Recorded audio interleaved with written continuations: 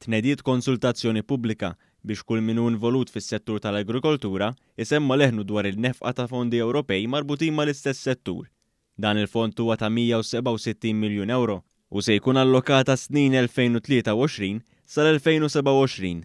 Din il-konsultazzjoni pubblika għandha lan li żżewweġ il-miri tal-Unjoni Ewropea mal-bżonnijiet tal-bdiewa Maltin. Is-Segretarju Parlamentari għal Fondi Ewropej Stefan Zrindu Azzopardi qal kif il-Gvern għandu pjan strateġiku għal dawn il-fondi li jiffoka fuq tletanijiet prinċipali. Dawn huma trawim tas-settur agrikolu intelligenti, il-protezzjoni tal-ambjent u t-tisħiħ tan-nisġa soċjo-ekonomika ta' żoni rurali.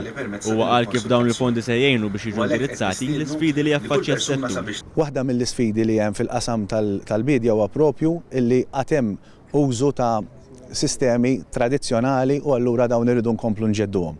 Bl-għajnuna ta' inizjattivi bħal dawn u ta' investiment illi jagħtu għajnuniet ġodda kif ukoll opportunitajiet ġodda, wieħed jista' jkun aktar kompetittiv kif ukoll wieħed jista' isaħħaħ il-produzzjoni agrikola permezz ta' dawn l-għajnuniet. Il-Ministru għall-Agrikoltura Anton Refalo appella lil kull min jaħdem dan is-settur biex isemma leħnu. Naħseb dan il-mod il-bidwi meta anke wkoll neħilu ċerti burokrazija u tagħmillu l-mezzi iktar simplifikati se jkun jista' jikkompeti ma' sħabu fl-Unjoni Ewropea.